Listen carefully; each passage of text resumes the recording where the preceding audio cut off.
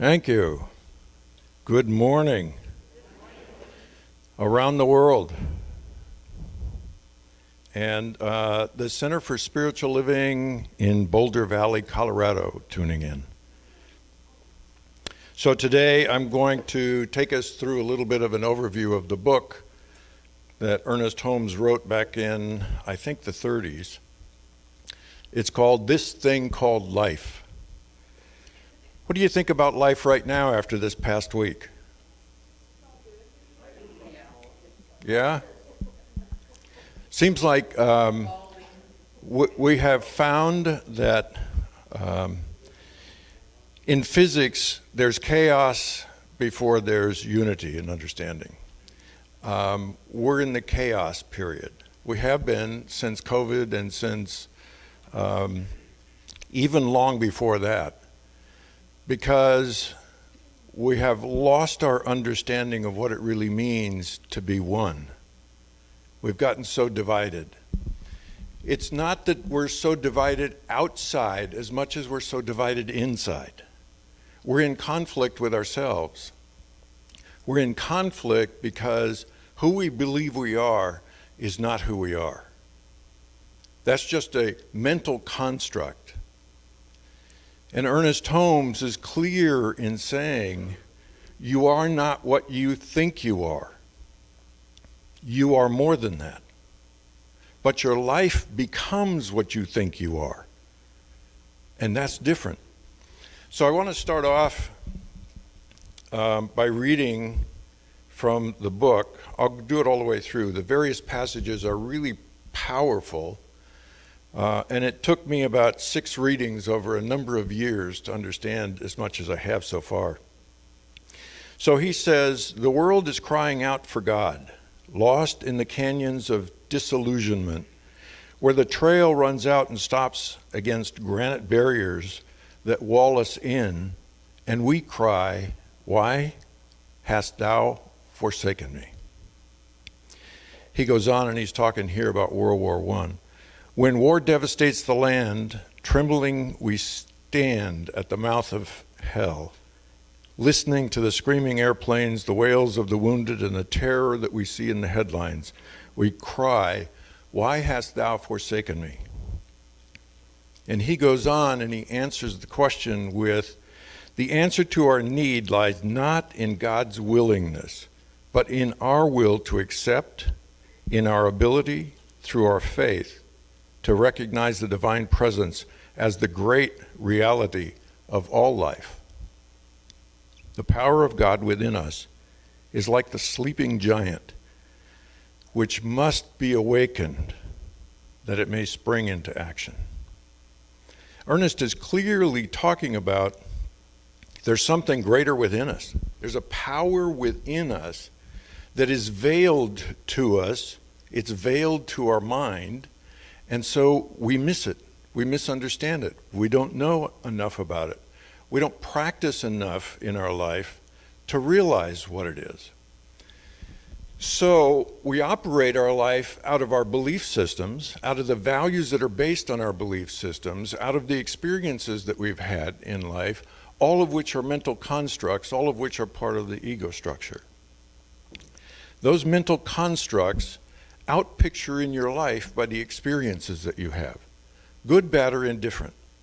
All it's doing is it's showing you where you're at inside.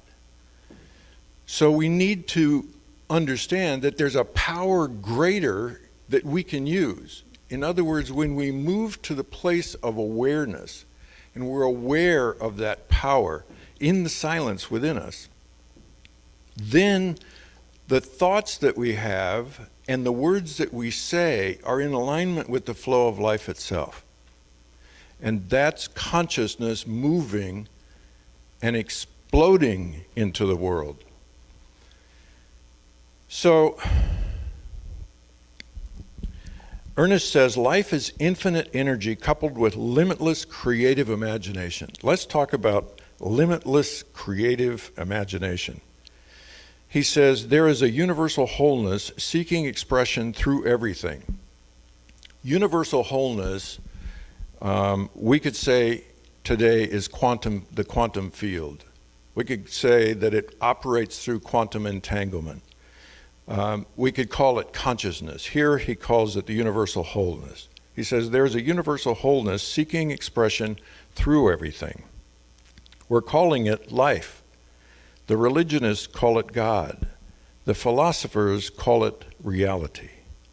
Life is infinite energy coupled with limitless creative imagination. Limitless creative imagination. Isn't it interesting how the mind can actually picture something that's not coming through the eyes, but can have a mental image of what that is? It's amazing to me that it can create such a thing.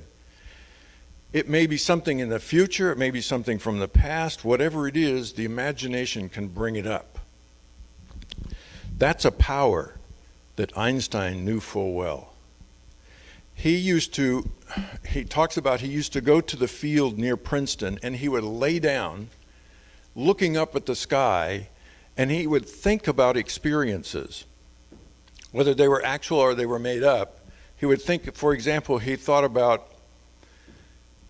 a person in an elevator going up, say, 20 or 30 stories rapidly feels heavier. But because they only have the perspective of being inside the elevator, they don't understand why. He was thinking now, what is that? Why is that so? Why does the person feel heavier? They don't understand why. And that started him thinking more about gravity and Newton. And pretty soon, he's off into the theory of relativity. That's one place. Another one, as I recall, was, he called it his thought experiments. He saw a man standing on a platform and looking at a train. And in the train, in the middle of the train, is another man. And lightning strikes the front of the train and it strikes the back of the train to the person who's standing on the platform. But to the person who is in the train, it looks as if there is one flash. That set him thinking about the speed of light. I don't know that that's what I would have come up with, but I would go, wow, that train is fast.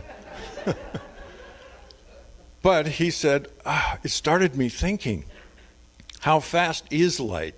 That also contributed to his theories of relativity. Using his imagination, he was able to come up with these things. He said, I don't solve problems. I imagine experiences and then create the equations that solve the experience. Another person who was quite unique in that respect was Nikola Tesla. How many of you have heard of Nikola Tesla? Everybody's hand went up. Even I could see a few out in the audience that went up. He was born in 1856, thereabouts. And remarkable because as a child, he could imagine things in his head. For example, he was a teenager when he imagined in his head an electric motor. And he imagined all the parts, and he imagined all the ways in which it needed to work and what the problems were going to be. And then he drew a picture of it in the sand at the beach. And remarkably enough, he said, I always complete whatever it is in my head before I ever begin to build it. In the electric motor, it worked the very first one that he produced. By the way, that became Tesla car engines. Funny that they use that name. Huh? Elon Musk has a lot of the qualities of Tesla. But Tesla always used his imagination to come up with what was next. When he worked with Edison, Edison was big on DC current. DC is direct current. Problem with direct current is it doesn't go very far. If you've ever seen the pictures of New York City in the early 1900s, they were wiring up for direct current. There were 1,000 wires going from building to building to building, so it was like a spider web all over the place. It was not efficient. Well, Tesla came up with alternating current. We know where that's gone. You could use a power station 1,000 miles or 2,000 miles away and power a city because it would travel that far. So he had so many things that he came up with. Interestingly, in 1890s, I think it was 1896, Sarah Bernhardt, who was a very famous actress at the time and singer, threw a party in New York City, and she invited Tesla to come to the party. And there he met Vivekananda. Vivekananda was a mystic from India who had come to the United States to attend the World Parliament of Religions in I think it was 1896 or 1897, somewhere in there. And he came to Chicago, but he came early. So he thought, well, I'll just go on to New York and see what's going on in New York. He did, and the day he arrived, he went to the party and met Tesla. And they became fast friends. Tesla actually studied with him from that point on. And what Vivekananda wanted, he wanted to have some way of taking Tesla's science and affirming the idea of limitless potential energy, which is what the Hindus believed consciousness was, which we now know from quantum physics is essentially the same thing. Well, Tesla never did that, but he did begin to study the Eastern traditions, and specifically Hinduism. And Tesla went from there to creating a number of other things, including something I think we're all familiar with today, which is wireless information transfer. You build tower here, and you build a tower here, and you build a tower here, and the information goes wirelessly from tower to tower to tower, which we're now using as cell phones and as radio. Marconi was given the patent on radio frequency, radio transmission, back in the late 1930s. In 1947, the Supreme Court of the United States reversed Marconi's patent because Tesla had actually patented that before Marconi. Marconi went on with General Sarnoff to form RCA. Both of those people were amazing in their ability to use their imagination, the creative imagination. Another person who is at the same time, in the same year, doing work with her imagination is Madame Curie. How many of you have heard of Madame Curie? Yeah, very popular, and there's a new movie out about her. She was Polish, moved to Paris, and she was a really strong-willed person. And in those days, in academia and in research and all, you had to be in order to get through the old boy system that was there at the time. She had come up with radium, a radioactive material, and she and her husband were given the Nobel Prize in physics in, I think it was 1903. She received 2 Nobel Prizes, one in 1903 and the second one was for chemistry in 1916, because she also came up with polonium, another radioactive material. But here's what she did. She took that and understood, and by the way, she died from radiation poisoning. Stands to reason they didn't realize what it did to the body. Here's what she did with it. She created what we now know as the X-ray machine. And the X-ray machine, her daughter came to see her and said, this thing that you created, we need it because this is World War I. People are dying because they don't understand what's going on in the body of these people that have been shot or broken limbs and so on. And so they created these paddy wagon kinds of horse-drawn carriages. And this little, I call it the little outhouse, because it looks like a little outhouse with the horse being drawn, and it was inside that they had the X-ray machine. It saved thousands and thousands and thousands of lives, because she imagined not only what is this stuff, but how can it do good. She at first refused consistently to go out and use this because she was against war. Her daughter convinced her, we're not going to war, we're going to heal those that are having, acute problems. Creative imagining. Creative imagining is what science uses, creative imagination is what art uses, and the great people of business know full well what creative imagination is all about, such as Elon Musk. So 2 things he said was your limited potential energy and unlimited creative imagination. So let's talk about limitless energy. You have within you, your body, 7 times 10 to the 21st power of atoms. So that's 21 zeros behind the 70. That's a lot of atoms. That's more atoms in your body than all the stars in the sky, all the galaxies in the universe, all the android, and you name it, anything that's in the universe now would fit in your body. Is that amazing?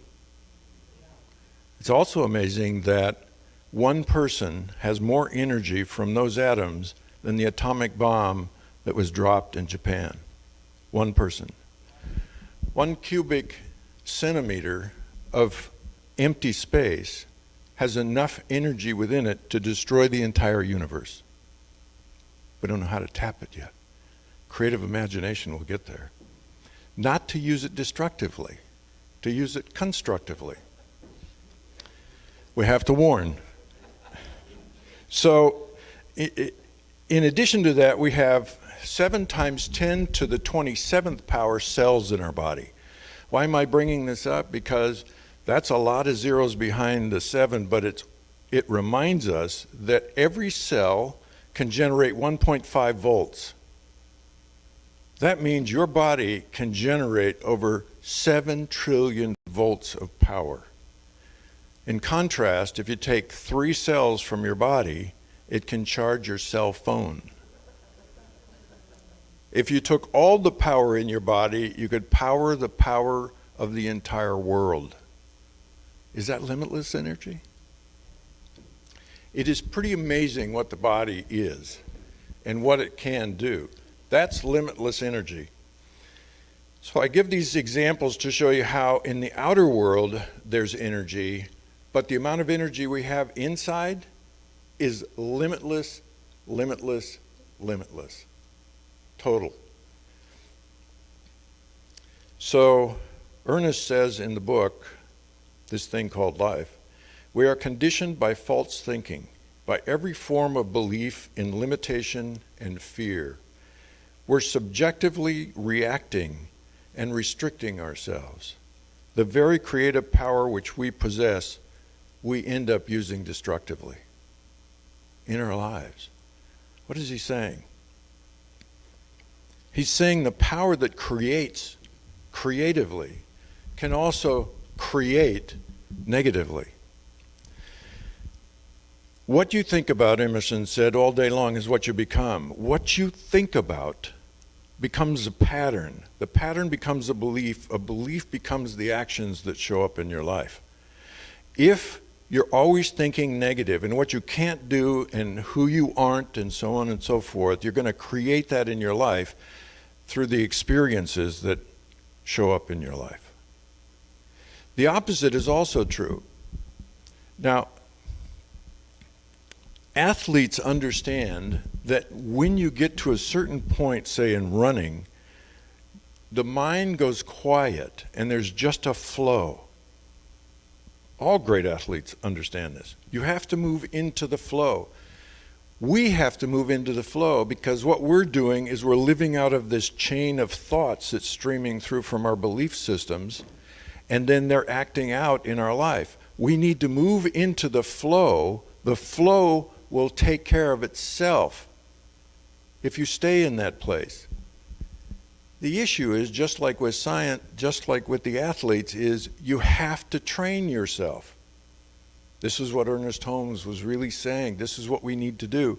It's not that hard, But it does take work. Why? Think about how many beliefs and experiences you've had in your life up to this moment in time.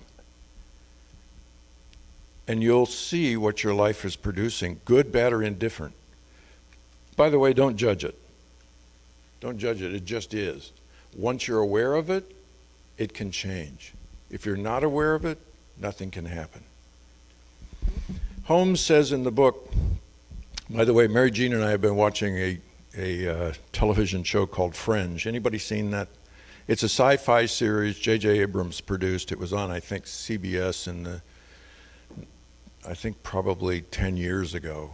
Anyway, in it, the heroine is an FBI agent, and she has this power within her, but she was unaware of it. And pretty soon, she started to become more and more aware of this extraordinary power that she had. And then she became afraid of it. She was scared of what that power could do. And then she finally realized she could focus it, but she couldn't focus it by using her mind to focus it. She had to let go to the power itself. And then it would do whatever was necessary at that moment in time. That's our journey. Our journey is we didn't know that we had all of this power within us. Now we become aware of the power that we have, and then we get afraid of it and we go, whoa, maybe I better go back to safe and certain, whatever that was. Yet you have to move through that. You have to get to the place to where you go, wow, that power within me does the work. Can be anything. It's a great story. Great series. It's 5 seasons and we've binged 4 of them for the last 3 or 4 weeks. Holmes says, if you saw an advertisement which read, you can learn how to be well, happy, and successful, you can learn how to influence people, how to create your destiny, would this have a greater attraction for you than an advertisement which read, you can learn how to help others? Or would you be even more intrigued by this advertisement? Do you wish to become the one who is a molder of human destiny? He says later on, we would be thrilled to have any of these, yet we do not know how. We do not even know that we have the power. If we know we have the power and we're afraid of it, then it will be used destructively instead of constructively. He's saying exactly what we were just talking about, just the same path as the lady in Fringe was doing. So life, he says, works by affirmation, by being positive, by being strong about who you are, knowing you're the power and the presence of the divine energy moving into the world. He goes on and he says, life works by affirmation. There is no other way for it to work. This is why we are told to be still and to know that all things are possible in God. We are told to affirm, to positively assert, to declare the truth in the face of all apparent opposition, to claim abundance in the midst of poverty, to affirm health in the midst of sickness, to decry joy in the midst of sorrow, and to announce the kingdom of heaven is here. Throughout this book, he uses not only the Christian tradition, but the Buddhist tradition, the Hindu tradition, the Talmud. He quotes all of them. He covers all of his bases here. To be still means to calm the mind, to know the silence. That's what meditation is all about. For years, I labored under the understanding that meditation was simply about calming the mind. It is not simply about calming the mind. It is a way of calming the mind. But what it is about is it's tracking back to the source who you actually are. Its meaning is, and by the way, meditation and prayer were synonymous 2,000 to 3,000 years ago. Because you started in meditation and then you declared what it was you wanted to create in the world. That's what Ernest Holmes brings to us as well, through treatment work.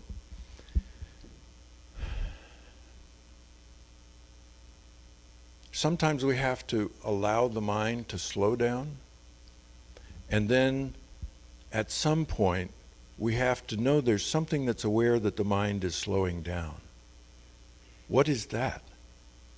What is that that knows that there's a conversation going on in your head? What is that? What is it that knows that there's a body-mind here? Because anything that can be observed must not be who you are. So we have to come back to the source. That's what Ernest is talking about. When you come back to the source, you've come back to the power and presence of the divine. You've come back to quantum entanglement, to the field of consciousness. And that's where this creative power comes from. All great artists, Michelangelo, we were talking about the other night, where he had the sculpture of the David, and he was asked how he could do that, and he says, I just reveal by chipping away until the form is there. It's that creativity flowing through. If you've ever done anything where all of a sudden you lose track of time, it's gone, you're not thinking about anything, but what you set out to do is done, that's the flow of life. That's the way life should be, is it's a flow. So let me finish up. Ernest says, here's one of the instructions he gives in the book. He says, life at the center of your being is the silent power. It comes to you as feeling, as conviction, and as inner awareness. Whatever you speak, speak from that inner awareness, consciously recognizing that power. And there is a flowing of your words that endows that power with creation itself. That's a clear statement of creating. He goes on, and he says, we must seek the source of life if we would live, and no longer seeing as through a glass darkly, we shall be gently led from our canyons of disillusionment into the fertile valley of peace through which flows the river of life. Being individuals, the choice is ours. Being divine, we seek freedom. We are seeking what we are seeking with. And being immortal, we will definitely find it. This thing called life, is your power, is infinite energy, is infinite creativity. And like any superhero, you can be the hero of your own life if you want it bad enough. Any questions? Okay. Thank you very much.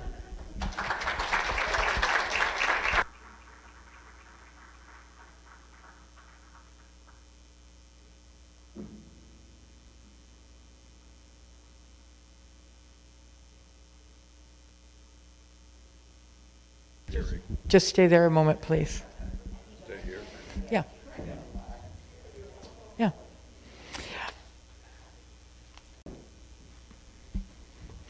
Yes. Microphone. Yes. It is my honor, on behalf of the Leadership Council and the whole congregation, to recognize this phenomenal man. Last week was his birthday, and so we would like to thank you, present you a small gift, but mostly thank you just for everything you share with us. Your wisdom, your compassion, your beingness, and most of all, your love. So thank you very much. Happy birthday, Larry. Thank you. And now for some amazing music.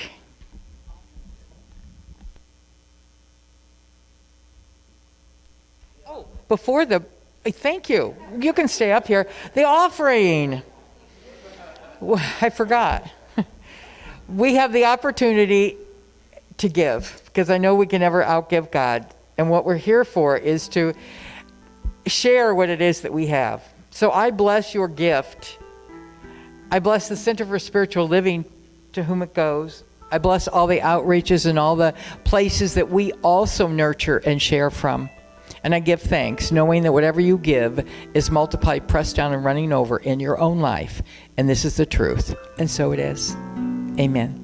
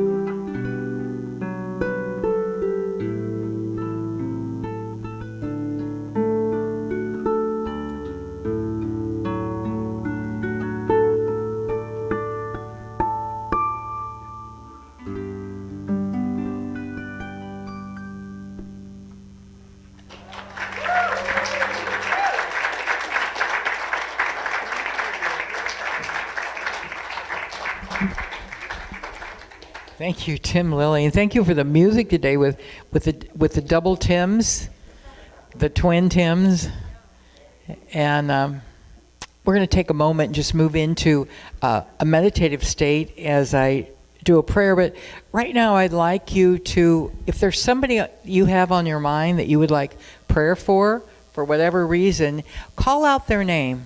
Let's just put it into this chamber of prayer. Tammy. And now call out your own name. So that's in the chamber of prayer. Mary. Larry. For I know there's one power, one presence, one life, one divine energy, one creativity, one expression of energy that's my life and your life right now. So as we move into this acceptance, accepting all the good that is ours, we turn away from that which we do not want to experience. We turn away from anything that has caused us distress. And instead we move into the power and presence, the wholeness that we are. We allow that divine energy to connect so deeply with us that every word, every action, every step we take is that of the divine. So my prayer today is that we all remember. We remember who we are. We remember that we can use this power of love, to transform our lives and those around us. For we are the divine in action. And as the Master Jesus said, it's done unto you as you believe. As we believe in that fullness of life, as we believe we're always guided for greater good shows up. And I know this for each one of us. Allow us to let go of being stuck in a moment in time and instead be that free-flowing energy of life. That whatever is happening right now in our life is just a snapshot in time. But what it really is unfolding is that greater good of spirit. Sometimes we can't see it in the moment, but we have to believe it for it to come forth. We have to know that greater good is ours. So I bless each one of us. I bless everybody who's lost a loved one in their life. I bless my brother Jerry, who moved on to his next experience. I bless each one of us as we're on this journey of life that is eternal, knowing that we continue on beyond our sight. So today I just revel in and give thanks for this life that we have been called to live, knowing that it's good and very good. And for this I give thanks, knowing it's done, knowing greater good is now ours. And for this I jubilantly declare it to be so. And so I let it be. And so it is. Amen.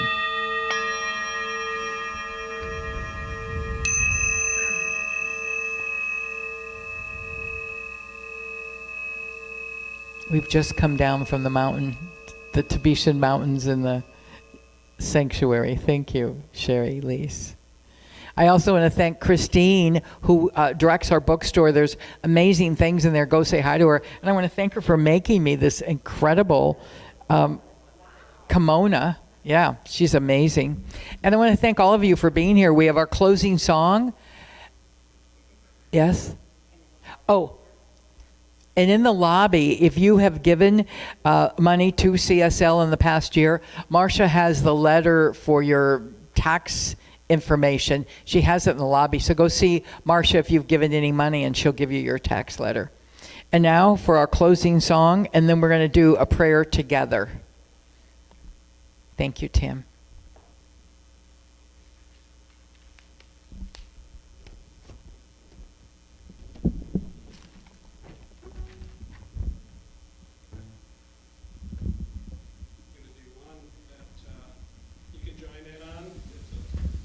the choir's done many times, so Joni tells me you all know it. So I release and I let go.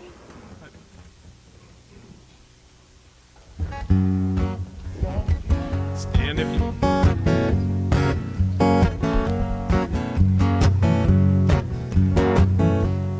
I release and I let go. I let the Spirit run my life, and my heart is open wide. Yes, I'm only here for love. No more struggle, no more strife. With my faith I see the light. I am free in the Spirit. Yes, I'm only here for God. One more time. I release and I let go. I let the Spirit run my life, and my heart is open wide. Yes, I'm only here for love. No more struggle, no more strife. With my faith I see the light. I am free in the Spirit. Yes, I'm only here for love. No more release and I let go. Let the Spirit run my life, and my heart is open wide. Yes, I'm only here for love. No more struggle, no more strife. With my faith I see the light. I am free in the Spirit. Yes, I'm only here for love. Yes, I'm only here for love. Yes, I'm only here for love. All right. Thank you. I want to close with a prayer by Dr. Ernest Holmes, my prayer for my country. Just envelop these words. Believing in the divine destiny of the United States of America and in the preservation of liberty, security, and self-expression for all, I offer this, my prayer for my country. I know that divine intelligence governs the destiny of the United States of America, directing the thought and the activity of all who guide its affairs. I know that success, prosperity, and happiness are the gifts of freedom and are the divine heritage of everyone in this country. I know that success, prosperity, and happiness are now operating in the affairs of every individual in this country. I know that divine guidance enlightens the collective mind of the people of this country, causing it to know that economic security may come to all without the loss of either personal freedom or individual self-expression. I know that no one can believe or be led to believe that freedom must be surrendered in order to ensure economic security for all. The all-knowing mind contains the answer to every problem which confronts this country. I know that every leader in this country is now directed by this all-knowing mind and has the knowledge of a complete solution to every problem. Each is compelled to act upon this knowledge to the end that abundance, security, and peace shall come to all. And I know that this spiritual democracy shall endure, guaranteeing to everyone in this country personal liberty, happiness, and self-expression. And so it is. Thank you, Dr. Ernest Holmes. Have a wonderful week. God bless you. I love you. And we'll see you next week. Thank you again, Tim. And thank you, Joni. Thank you, Harold.